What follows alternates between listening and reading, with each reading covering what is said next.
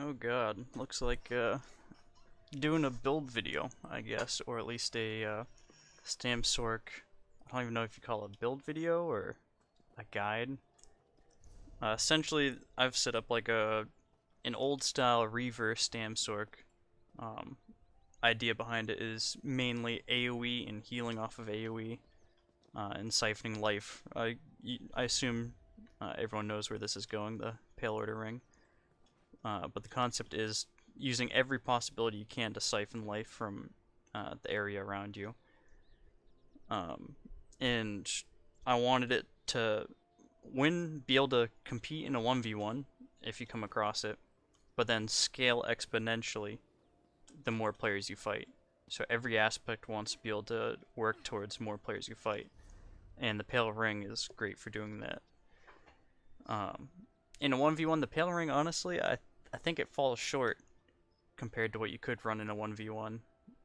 But when it comes to dealing with multiple enemies, the lifesteal from it goes insane the more AoEs and dots you put on, which this is where the build comes into play. Now, so far in live, I haven't seen many people use Crystal Weapon, but we're going to talk about different abilities and morphs that go into this build. The essentials of the build is just constantly having AoEs around you, and being able to stand in groups, and if the need be, spin, or single out one person with Crystal Weapon. And to close out those Crystal Weapon kills, you don't really have much of an instant burst like with a Dizzy Swing build, the traditional Stamsorc. Dizzy Sword and Board. You ransack heavy, get all your weapon damage buffs, and then do a Dizzy into an ultimate. You all know the combos. So this is more of a consistent DPS that constantly keeps you alive. So you can really just kind of walk and do whatever you want during fights. I mean, we ran this last night in Cyrodiil. I had a few different tweaks to the build, and we'll talk about the different set aspects or set variations you can do. And I was walking around between 10, 20, 30 people and barely feeling a thing, even without the Pale Ring. So whenever the Pale Ring hits, it's going to be completely insane. So I guess let's get into the bare necessity choices that I made, like food, mundus, why I chose them. So I'm a Bosmer. It doesn't really matter what race you are, to be honest. Orc is honestly the best. It's been best in slot for pretty much the entirety of the game. I just always played a Wood Elf because I started on AD, and this tune was made a Wood Elf. I decided to keep it that way. Actually, most of my tunes are Wood Elves because I started on AD back before the faction chain, or the any race, any alliance. So general stats, honestly, they don't look great. That's the funny thing. Weapon damage on live, I mean, I was fighting groups of 10, 15 by myself with only like 2400 weapon damage or 3000 weapon damage on what I was running, which was like Bloodspawn, Unfathomable, and 7th Legion. So it isn't a lot of weapon damage, but much like you'd build a dot DK, you aren't going to have a shit ton of spell damage. It just doesn't necessarily matter at that point. It's more about how much you can stack and apply at once. So I decided to go with Steed Mundus. It has the most efficient Mundus you can really get between the Steed, or the movement speed, and the health recovery. Reason why health recovery is even more important with the PTS is when you look, it's 40% health recovery from your potions, which is a step further than it was before. This build is going to be in heavy armor, 6 heavy, 1 medium. I wanted to try to get 7 heavy if I could, but all the front bar sets had to be like a medium set. Either that or running like Clever Elk is your only other choice to get that 7 heavy. To fit the mythic in and the monster, we are doing a... currently on this setup, it's a 6-piece of 7th Legion. So you have 4 on body for the constant 4-piece, and the back bar proc with your Hurricane. And then the front bar is your damage set. So if I was to set up the general layout of the build, It's going to be this layout, so we can fit any damage set onto the front bar, dual wield.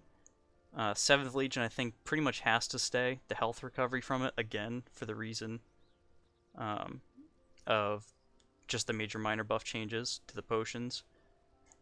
It's really important to have that health recovery. So that's the same reason I would choose to go with 7th Legion, why it's now up there in top.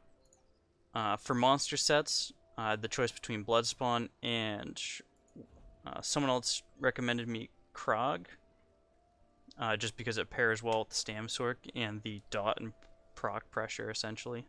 But this is really a choice. Bloodspawn's always the staple for like 1vx open world, so that's pretty much the go-to.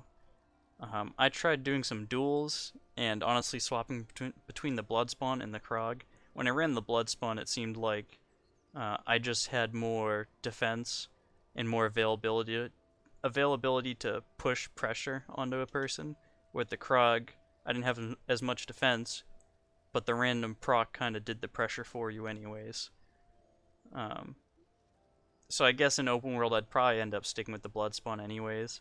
The proc is just like, at a certain point, it's kind of unnecessary. It is, the AoE, and it kind of pairs well with your bound armaments and how that fires, because they're very short, bursty skills that can line up with your crystal and all your dots, and then your execute at the same time. So that's why it seems to all work together really well, and why that set can be swapped out with Bloodspawn. Almost everyone has Bloodspawn though anyways, so I mean that's just a staple if you throw it on there. So we are 6 heavy with the 1 medium waist. As far as traits, we're going to have infused on all the big pieces, and then impen on the small pieces. Max Stam on the smalls, and max stats triglyphs on the large pieces. For the sword and shield backbar, I went with decisive because decisive got buffed the previous PTS, and it's really strong. Almost everything you're going to do on your backbar is going to be always holding block. Pretty much anytime you go to the backbar, you're either not in combat, or if you are in combat, you just hold block and vigor. We'll talk about vigor in a bit once I get to the skills. Pale ring. The traits I did for all my jewelry were swift, because again, the weapon damage, you get 300 weapon damage essentially from infused, and the amount of weapon damage just doesn't come close to the movement speed necessity. And I like to play at fast movement speed with the Stamsorc.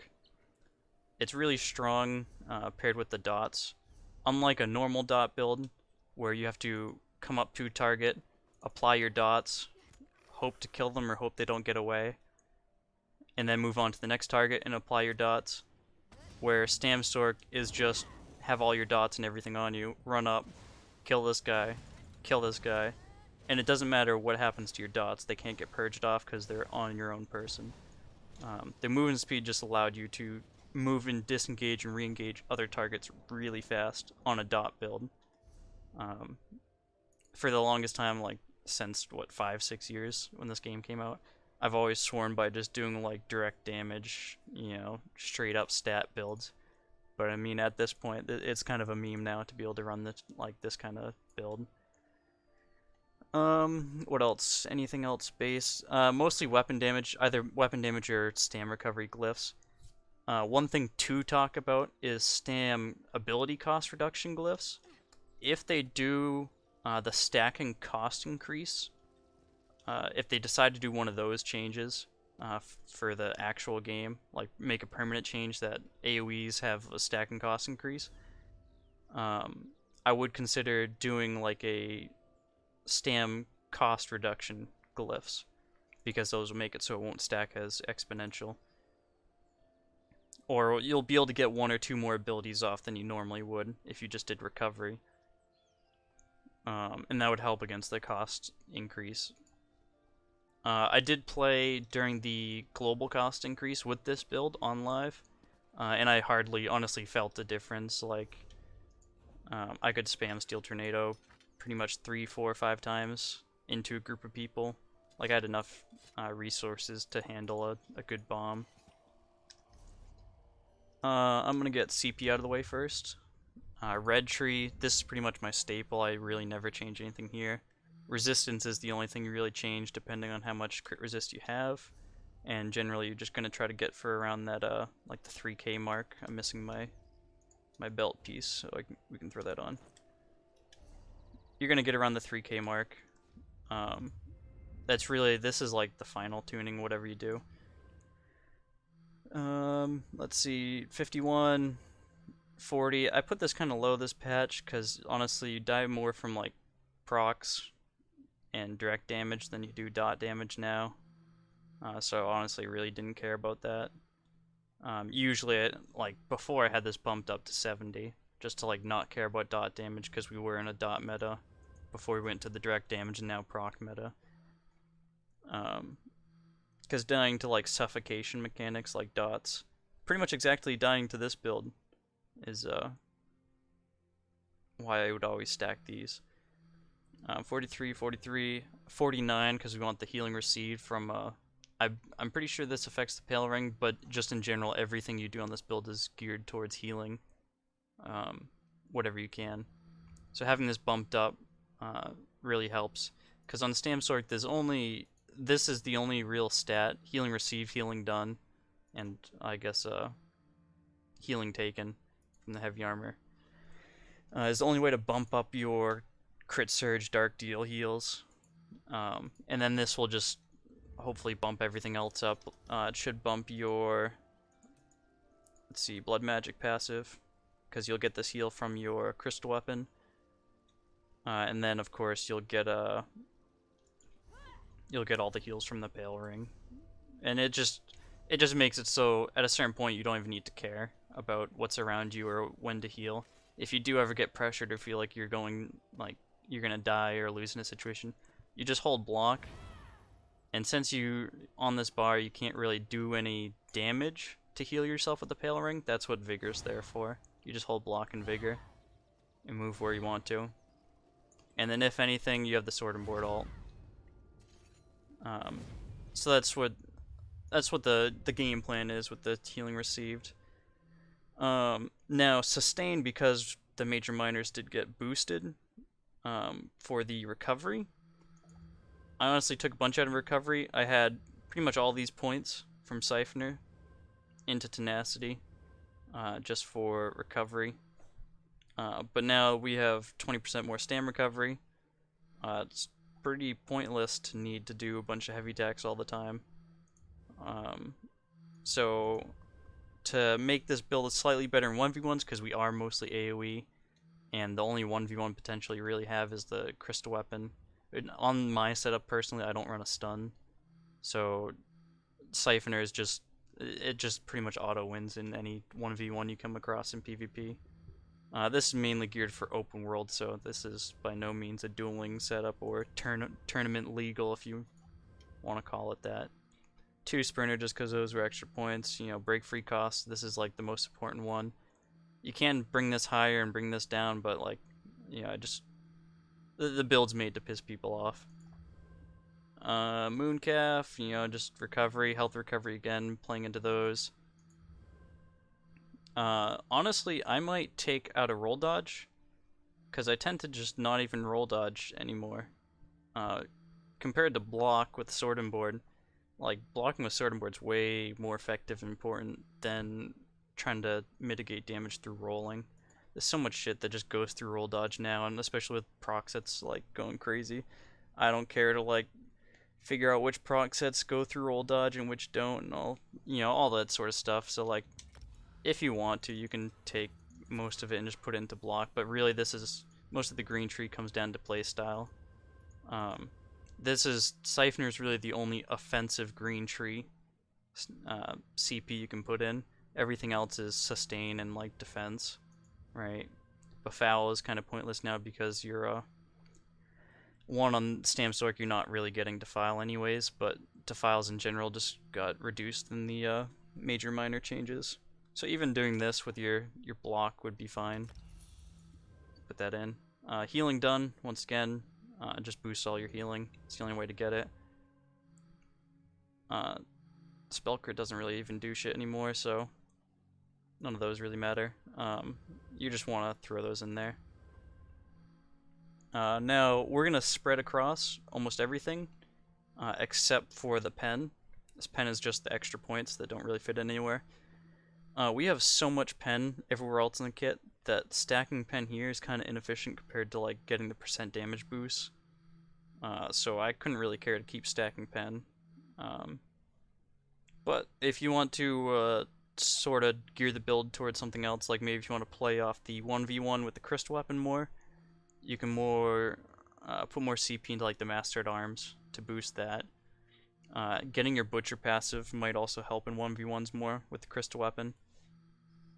And if you want to run the build how I'm running it with no stun, even potentially trying to get the tactician passive would work, because using the crystal weapon, boosting your light attack, having those two hit at the same time, and normally this would be inefficient to stack, but since you're pairing the crystal weapon and light attack hitting at the same time, that time gap to make those hit as hard as they do, it's kind of important, or at least it makes this way more important than it normally is.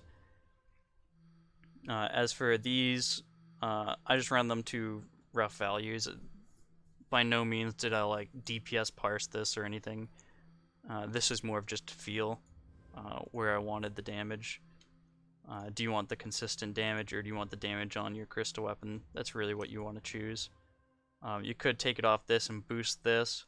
Having the more crit damage would boost your pale ring healing in a way. Because if all your AoEs are critting on a bunch of people, you're gonna get more heals out of this than you would if your Thaumaturge dot was 1% more. So that's CP. Let's talk about gear sets in general. So there's going to be a few different layouts like we talked about with the Blunt Spawn and the Krog. 7th Legion, I'm pretty much leaving there for every single setup. And in terms of the front bar damage set, we have our choices of the proc setup, which is Unfathomable Darkness. This pairs with Hurricane and it actually scales with the Hurricane damage. But the main thing is that it ticks very often, which acts like almost like another AoE dot like Hurricane and your Deadly Cloak. So it pairs really well with Burst for just AoE in general. Or your single target crystal weapon paired with the light attack, paired with bound armaments, paired with, all these things hitting at the same time. You have much greater chance of this lining up time-wise with one of those combos. Another setup, if you want to go just straight damage, would be, I'd probably throw in Briarheart. That's your other best bet. This also pairs well because you get all the heals with all the crits, so it works into that lifesteal kind of playstyle. So that's definitely a good choice. It does have the 5-second downtime, which is notable. You will notice that when that completely drops off. The other choice would be Clever Elk, honestly. It's kind of hard to go with anything else there. Clever Elk would be more for a time bomb if you want to do a like turn and burn, 1 versus like 10 versus 20 players build. And that would of course be used with the dual wield alt, but I'm gonna go through skills next. For weapons and traits, we are gonna have a mainhand axe, poison nirn. I did think about swapping the nirn for sharpened, but I haven't done that much testing. I think sharpened will turn out to be more damage, but we have a lot of pen through the rest of the build. Between Bosmer, crystal weapon gives pen, pierce armor on the back bar is giving 9k pen. We have the sharpened, there's already quite a fair amount of pen here. I thought going more pen is going to be unnecessary, and if you do end up wanting to change CP around, you might have more pen there. So I might keep this nirn in case I decide to swap skills around. But nirn, poisoned. I didn't put disease because the chance of getting minor defile through disease proc isn't as great. And since we are Stamsorc, we get the boost shock damage, so I decided to go for the shock enchant on the second hand. This is a dagger. Just to get that crit back. We are losing crit through the the CP loss, so it does kind of hurt the build with the crit changes they did this patch, but I mean, the change is happening to everyone, so you're not gonna, it's not gonna put you at much of a disadvantage for building into the crit. Backbar, like I said, decisive, pairs well with the blood spawn. You can think about doing heroic slash if you want. You'll get a dual wield ult like every 40 or 50 seconds, I believe, when I calculated it. Which, I mean, that can be huge, especially in a build like this. If that holds you over for, like, say the ult takes you 50 seconds to get and like prepare a hit on players, that's a good chunk. You get like 40 seconds of downtime, where pretty much your heals will carry you through that for the most part. As long as you don't drop your stam too low, you'll live through pretty much anything with this build. I did go impen. You can go sturdy is the other choice, and I did max stam instead of like a triglyph here. Max stam balances out when you have your bound armaments 8% max stam on the front bar, but you don't have it on the back bar. So if you look at my max stam, it's at 31.2, and it's 32, so it is still off, but the max stam makes it so it's not that big of a gap that you're chunking or losing out stam that you recovered. Alright, and then I just have double dots. The other choice is the double dot lingering poisons, which would play into the lifesteal aspect. Let's see if I can make those real quick. Double dot, what are they? Ravage. Definitely gonna have lingering. I think they might be this combo. Nope.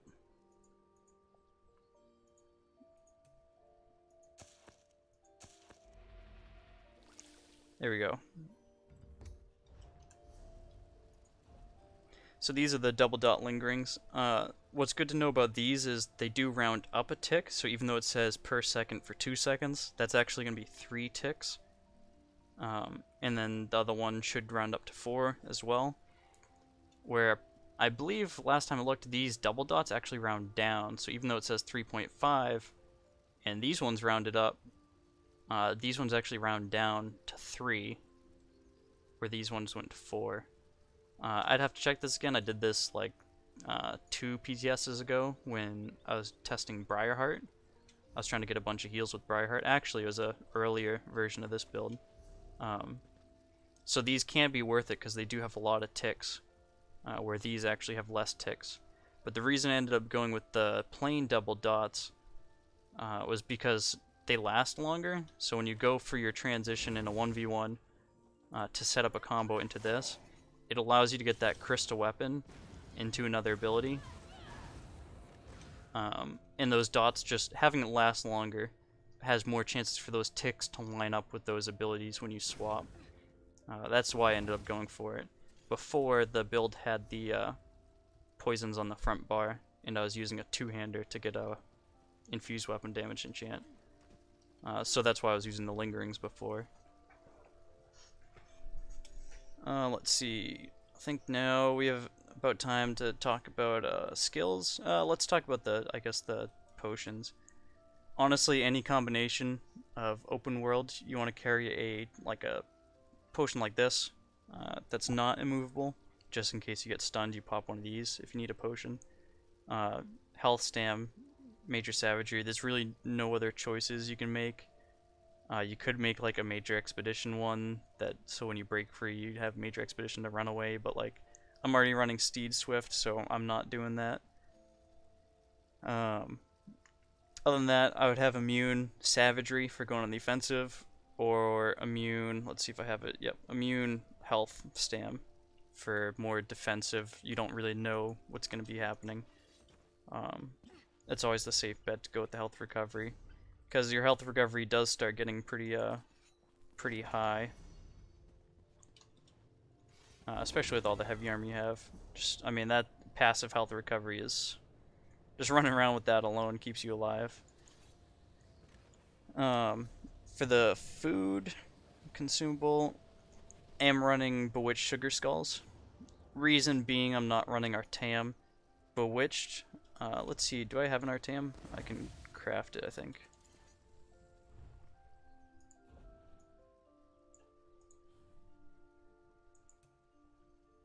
Oh, where's Artam takeaway broth?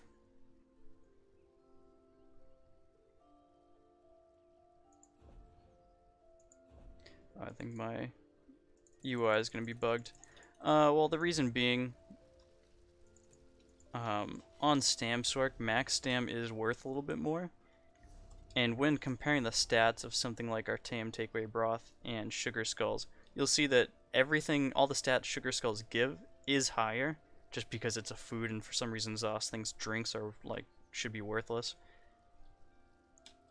So these are more efficient stat density-wise. But the reason people still want to run Artam is because a lot of Stam builds you might not need the mag, and a lot of people think it's useless. Well, that's why I dropped my triglyphs on my small pieces, because the efficiency factor here isn't changing, but this one's way more efficient. So if I don't need mag, I can run the more efficient food, but then take out equivalent efficient stats over here, if that makes sense. So I still run the big infused triglyphs because those are really efficient stat-wise. But on the body, or on the small pieces, I don't really care what enchants these are. And if I need that more Stam for more damage, I can make up for the lack of Stam recovery from Artam in terms of max stat here. So I pick up that...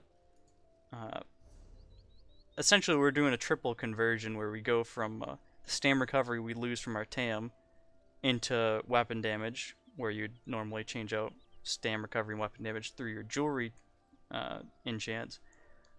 Now we're converting that weapon damage to max Stam that we're gaining in our armor set by running a different efficient food and having more efficient armor, enchants, and traits from a few patches ago. Let's see, what else? There was other potions I was looking at that are like the lingering speed pots, but those didn't really pan out.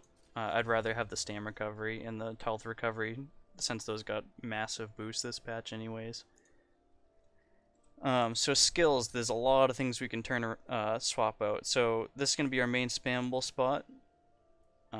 Sadly, everyone doesn't seem to run either of these abilities, because they're really clunky and they feel like they suck and don't work compared to something like Dizzy Swing. But what this build, what I'm going to call for, is running either Crystal Weapon or Bloodthirst. Both, while you're using them, heal you for a decent amount, but then with the Pale Ring paired on top of it, it's even more. Crystal Weapon, the benefit is it's more instant burst because it lines up with that light attack and the Crystal Weapon and your other stuff. Bloodthirst, it's more consistent burn damage,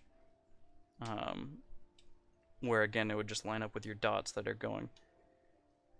For more 1v1s, I honestly like Crystal Weapon better after dueling with a few people. For more open worlds, like into Zergs, picking one person and just burning them down, Bloodthirst seemed to do better. Another thing you can do with Bloodthirst is run a more efficient front bar damage set, which would be Deadly. Running this set would boost pretty much everything else on the build, other than your Whirlwind. And I believe this is going to be more bang for your buck damage than another set like Briar or Unfathomable. So if you do want to try the Bloodthirst, Deadly is in the mix as sets to run. And a lot of people still have this from the dot meta a few patches ago. So that can be a good choice. I ended up liking Crystal Weapon, and another benefit of the Crystal Weapon, besides getting the pen and the sustain from it, it's also a Sorc ability, so you do get the little more bonus damage. Now, You're never gonna get rid of bound armaments. That pretty much is gonna be on every Stamsorc built front bar. Um, Deadly Cloak. The reason I chose Deadly is just for the more consistent damage. We are already really fast, so there's really no point to have Quick Cloak. I couldn't really see any reason to get a Source of Major Expedition. You could put it there if you find you have more than enough damage, but honestly I wanted them just Deadly Cloak for more damage all around. Another reason why you might want to try Quick Cloak, it is 14 seconds, and that's going to pair way better with Hurricane. You know, you pop Hurricane into Quick Cloak, Hurricane's 15, Quick Cloak's 14.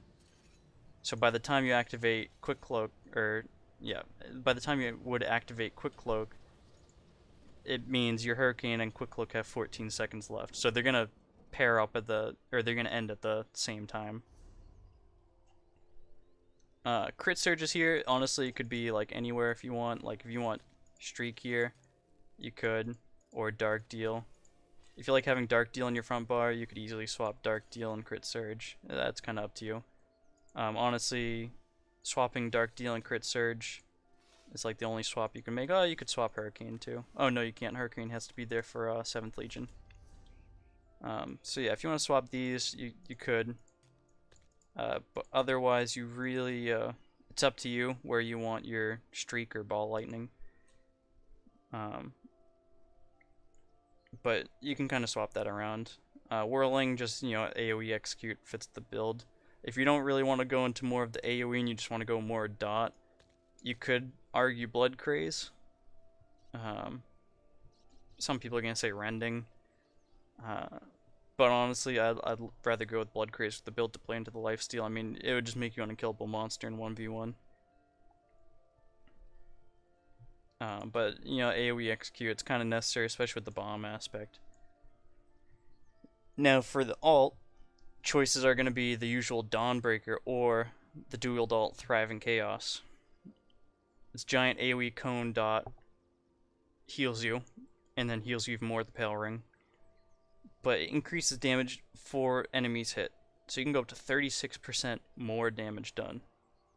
Which that also adds to your Pale Ring healing when that goes off. And all your other dots. So you pretty much have all these undodgeable abilities, the procs, if you choose those. And then you have this alt going off with some idiot spamming Whirlwind over and over.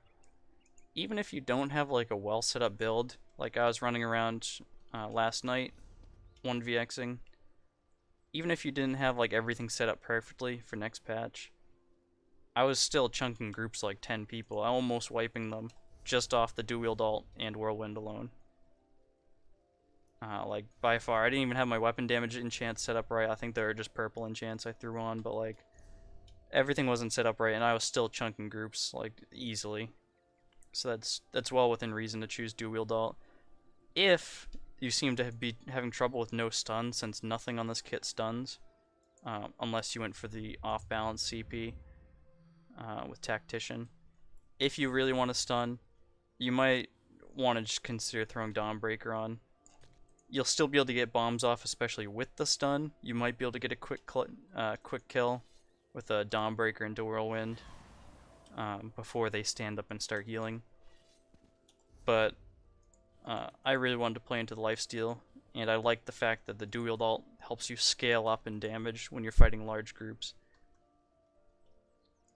Backbar, Dark Deal, we can swap these in and out. Whenever I'm running around, generally I end up Dark Dealing a lot. I also like Dark Deal my Streak bar, because anytime you streak, you might start Dark Dealing as you come around a corner. It's kind of like a worthless argument, but like, it's just a little bit easier streaking, going straight into Dark Deal instead of like having Streak on your front bar. You're going defensive, people are attacking you, want to move, swap bar off your sword and board so you stop blocking, Streak, then having to swap back Dark Deal. I'd rather have a Streak and Dark Deal on the same bar, on a defensive bar. Because Crit Surge, it's such a long buff, you really don't care what bar it's on. Hurricane for the 7th Legion on the back bar. And the Hurricane should update its damage once you swap to this bar anyways. So Hurricane, we can put on the back bar and have no problems. Vigor, here's where people might question, oh, why don't you put Vigor on the dual wield bar? It's going to have more damage. The reason it's on the sword and board bar, you don't need any healings at all, pretty much, while you're fighting. But if someone does force you to somehow go defensive on this extremely offensive ult, or on this extremely offensive build, Vigor's just here for when you get pushed into blocking, doing this. And that's the only reason I even kept Vigor on this build. Otherwise, honestly, you could throw on like another Blood Craze on your front bar and even get rid of Vigor. But this build has no other way other than health recovery to heal when you're just running around.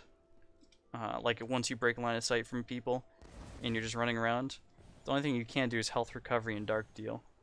And say if some guy has some, you know, venom arrow or whatever, or what the fuck it's called, crushing shock. Like if one of those hits you and then they're able to catch up to you and then you have to break free from line of sight again, it becomes like a hassle. Pierce armor. Now, some people immediately say that Pierce armor is the better morph, especially since the minor protection from Ransack just got nerfed a little bit. You can say Pierce armor is the better morph, but that minor pen is only worth like 4.5 mit damage mitigation compared to the 5% for minor protection. And it's only a single target pen. So the minor pen is only going on to one person. Where if you did Ransack and got 5% damage mit compared to the 4.5 of the pen, the 5% mit is still worth it, considering that counts towards all incoming damage to you. Where the pen you're outputting from this is single target. So you're talking about the mitigation from Ransack is essentially an AoE 5%, where the Pierce Armor is only a 4.5 single target. So if that should make sense. But I wanted to go for the pen, just because we can take pen ults off elsewhere. And this build is already extremely, extremely survivable with all the AoEs, all the health recovery, all the healing. So I didn't find the pen was worth that much. We have a huge max health pool too. Like it's not that much of a, you're not gonna die from burst all too much. Unless you really fuck up your Stam pool, they get you in a stun, and then you get burst down. But that comes more to playstyle. I'd like to think people can you can avoid that with just playstyle changes. And then sword and board alt, we can't swap around this backbar alt. Honestly, I swap it around like every 10 minutes. Spell wall, obvious reasons. You just, you know, if you have low stam but you want to keep blocking, you pop your spell wall. It's really cheap. Go to defensive alt. Honestly, a lot of people don't even think about it, but even for a solo build, solo negate, if you drop one of these in like a corner, like if you get pushed, you know, into like a hut or something, and you're running from people, if you pop a negate in here, one, no one's gonna expect the solo Stamsorc to drop a negate. Two, it pretty much makes it so you never die for that entire duration. Those 12 seconds are way more, I guess, enough that you have time to dark deal, regen mag, and then be able to streak or ball lightning away. So it's an easy way to get your shit together to be able to get out. I guess I skipped over ball lightning and streak. So if you're gonna run in like a bigger group and never really run solo, you could run streak for the AoE stun. Damage is really, you don't care about the damage with this type of build setup. But honestly, ball lightning is just so much better. You can't argue that ball lightning might even be better in groups, because if an ally is being hit, you could always ball lightning on top of them, and it will absorb any projectiles. So you can't look at it like that, like you could be saving a group member by ball lightning right to them. Granted, you can try to heal them all you want with your vigor, but you know, we can no longer do that as Stam tunes. What other alts? We have our... You could go into the Overload for more 1v1 potential. Going into the Overload with the Crystal Weapon and the Bound Armaments going at the same time. That can be very strong. And then, of course, the Atronach. What's funny is almost all these are like passive, like somewhat situational use defensive alts or offensive. And then just like the Atronach's passive, you would just slot this solely for the 20% recoveries. Which, I mean, it balances it out, so on the back bar you would have the recovery you would normally have in the front bar. Having your tankiness sort of bounce between bars, the way I look at it, is kind of bad. You kind of want to have those even.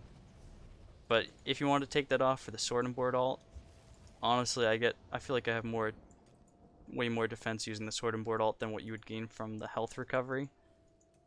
But, yeah, that's all me. And the Stam recovery you gain from the Atronach isn't worth all too much anyways if you're going to be blocking a whole lot. Unless you regen block to get your ticks. Because you can drop block to get your regen tick and then start blocking again. Drop it, get your regen tick, start blocking again. But that's like, do you really want to think about that with, like, if you're in the middle of 20 people? Probably not. You know, all our attributes into max stam. It's really, I think that's just about it.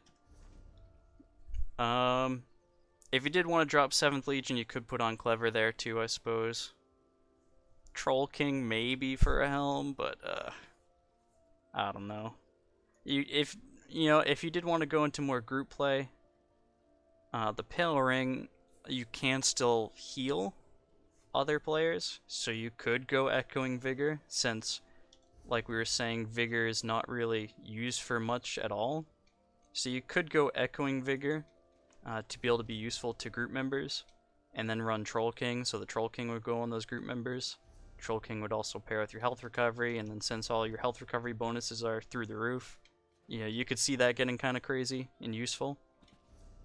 But Bloodspawn is just, it's never going away. Like, I still honestly used it when they cut it in half completely. The last patch or the patch before that. So that's, I don't see myself really ever taking Bloodspawn off.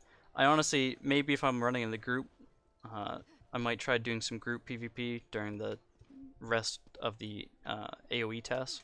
I might try the Troll King with Echoing Vigor, but I'll have to see how that goes before I really decide on it. Let's see if there's any other choices we could do. We could swap out, if you want to peel more into the AoE bomb, I guess you could swap off Ransack and go with your Caltrops. This would also give you more healing. So the more AoEs you stack with this kind of build, the better you perform against larger groups. Granted, this is all without saying what happens when there's like if they decide to do global cooldowns or cost increase on AoEs. So playstyle would have to definitely be tweaked there.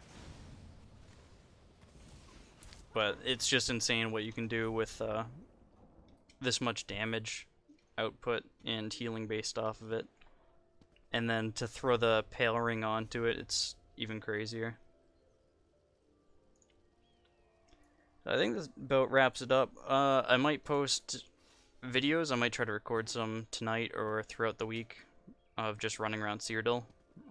Maybe check out how it's performing in the tests. Honestly, Cyrodiil performance went pretty well last night, even with just the ramping cost increase. So I'm definitely interested to see how the other tests go for the remainder. A lot of people say they weren't doing anything, but I definitely felt stuff from what it normally is. Talking about lag, it does bring up another idea. If you do have the Snow Treaders, what you can do is drop your Pale Ring, toss Snow Treaders on there, and then just toss a 7th Legion ring on there, on your ring slot. During the lag with the Snow Treaders, I mean, you just do whatever the fuck you want. You walk anywhere. If there's a massive group on you, between just holding block from your sword and board, and then getting your immove pot off, walking where you want, it's so strong. And the fact that you never have to deal with randomly being rooted or snared, you know during lag that it's going to be a CC that's stopping you. So anytime your character just appears to like come out of your own control, you just spam your CC break key, and you know you're going to counter whatever's stopping your character. Another quick thing to think about with the build, since you might not really even need the one line of crit from your 4-piece. So if we're on our front bar, we're talking. On our back bar, we're always going to have the 5-piece 7th Legion. You want that, of course. But on the front bar, let me just throw the jewelry back on. We're going to throw this on. Our front bar damage set jewelry. You see we do have the 3-piece, and we swap back, we have our 5-piece, so we still have an open slot that's possible. And of course, you can just drop another 7th Legion to get the 4-piece crit on your front bar, which would play into your damage. Or if you just want a little bit of extra tankiness all around, I think I might have it on this PTS tune. You could get a 1-piece trainee and drop it in there. Again, heavy armor, you know, impen, max stam, if you're going to drop it on a body piece.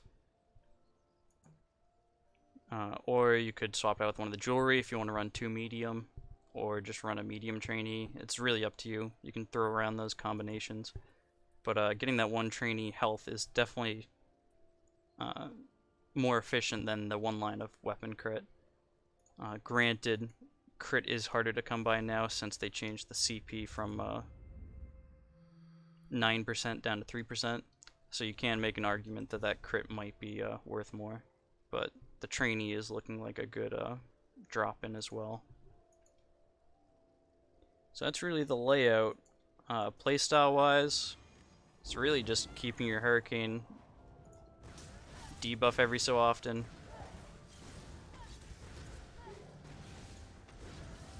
And then just keep doing your crystal weapon. When you get 3 daggers, so you don't want to wait till you get 4 daggers. Once you have your 3 bound armaments daggers, then you go in for crystal weapon, light dagger, or crystal weapon, dagger light. Show that. Because with your crystal weapon you can wait to do another skill, so you can cast your bound and then light, and those will hit better and pair up. And then when you go into your next skill, it'll be even closer in a much tighter combo. So let's see, we can do crystal weapon, dagger into alt, and then go into spam. You'll notice your crystal weapon with daggers pairs up really well for burst. So getting those down, getting the 3 crystal daggers down into your crystal weapon combo, pairing those all up at the same time is very strong. Hurricane and Deadly Cloak, you just keep those up as much as you can. And then, you know, Crit Surge you never drop. Dark Deal, use it when you need to. Ball Lightning, use it when you need to. Sword and Board, you just block all the time. Ransack, you debuff whenever you're going into a target. It is easy. The hardest thing if you try this, the hardest thing to get down is simply just keeping up your Hurricane and your Deadly Cloak. Having these such short durations, it's like one of the hardest things to just keep up and not forget. If you ever die, you'll probably notice that you dropped one of these. Execute, honestly, I don't even start using this until they're like under 20%, because it's not that great of an execute compared to just using crystal weapon, especially for single target, that you don't even really want to use this until they're low enough that they are not going to heal up and over the 50% mark. So you really only use this when they're really low. Even at times, you could just keep using crystal weapon But if you really think they're gonna dodge roll, like if they're medium armor, like a Nightblade or something, it's probably safer to use Whirling in that case because they could get away potentially. Where something like Mag DK is probably not gonna start roll dodging frantically. So you could just use Crystal Weapon to close out like a Mag DK or a Magplar. And then the alt, honestly, like, there's really no time, like, if you're doing a Dizzy Dawnbreaker build, you know when to use Dawnbreaker, like, you Dizzy full heavy into Dawnbreaker. But with the dual wield alt, it lasts pretty long, and it really doesn't matter when you do it. Like, you could start your combo, do dual wield alt, and then just, like, they'll see the alt hits them, and they figure, oh, this guy's not gonna burst me. You know, there goes his alt. It didn't really do anything. That alt's still there, and it still gives you a damage boost. Especially if you hit multiple things. It really, almost all your burst isn't going to come from your alt. It's going to come from the Crystal Weapon bound armaments. And the sheer amount of dots pairing up with those. People will completely underestimate the dual wield alt and have no idea that it's actually doing something. It will feel weak when you first start playing, but you'll start noticing the dual wield alt actually does a lot. Especially against groups. And then, you know, if you decide to use Dawnbreaker, then you already know how Dawnbreaker works for the most part. So I think that's the, that about wraps it up. Stat-wise, I mean, in PvP, you're going to sit around like 32k health. When the build's fully kitted out and you're in PvP. Weapon damage, I think I was sitting at like 3k with everything buffed. And this all depends if you decide to use Briar, Clever Alex, 7th Legion. Those would increase, obviously, based on those sets in the uptimes. Crit, you know, it's going to depend on your potion. Even in heavy armor, we're getting 35 crit. That's more than enough for heavy armor. Trying to get even more than that's kind of pointless. You're just building inefficiently. Pen, you know, we do have the 5k pen there, just base. Then we have 9k pen from the Pierce armor. Then we have 1k pen from the crystal. So we're talking, what, like 16k pen there? That's up there for builds, definitely. I don't see really needing much more pen than that. At that point, we're probably building inefficiently. But again, it is something I might test with the Sharpen versus Nirn main weapon, so we'll have to see on that one. I guess I might do a Dizzy build for this patch as well. And then maybe get some gameplay footage on live. And we'll see how this goes.